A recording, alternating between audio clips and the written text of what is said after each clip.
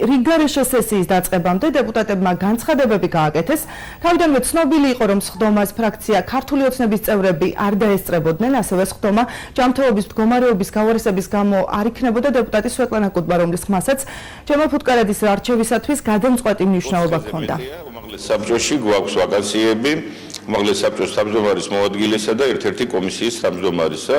რეგლამენტის მიხედვით 10 დღის ვადაში უნდა განხორციელებულიყო ამ ვაკანსიების შევსება, მაგრამ უმაღლესმა საბჭომ კიდევ ერთხელ აჩვენა, რომ მან ვერ მოახერხა, ვერ შეძლო ამ ვაკანსიების შევსება. მე შევეცდები და უკვე გავმართე კონსულტაციები ჩემს მეგობრებთან, ჩემს კოლეგებთან და აუხსენი თუ რატომ რისთვის ვაპირებ უმაღლეს საბჭოს თავმჯდომარის მოადგილის პოსტის დაკავებას და დარწმუნებული ვარ, რომ ჩემი კოლეგები მე მხარს დამიჭერენ. ჩვენ ყველანაირ წინააღმდეგობას გავუწევთ იმას, რომ კვლავ დაბრუნდეთ თანამდებობებზე, სამწუხაროდ ესეთი ბავშვური ახირება აქვთ ამ ადამიანებს, როგორც ჩანს და ხელს შეუწყობთ ჩვენ ნებისმიერ სხვა ჯგუფს, რომ მოვიდნენ თანამდებობაზე და ეფექტურად იმუშაონ. აპირებთ რომ გადაასახელოთ თქვენ კანდიდატურა. შეიძლება დავასახელოთ კანდიდატურა, ოღონდ ეს არ იქნება ფრაქციის მიერ დასახელებული კანდიდატურა, ეს იქნება წმინდა კოლეგიალურად.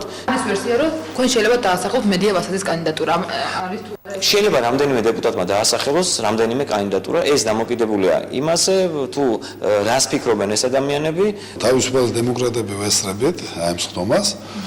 მიზეზი არის პირდაპირ ვაცხადებ, რომ ეგ ძალიან ბევრი ხმაური მოყვა ამ კვოტირების თემას, აქედან გამომდინარე მე მივიღე გადაწყვეტილება, დავესწრო სხდომას, საბოლოო ჯამში დასრულდეს ეგ პროცესი.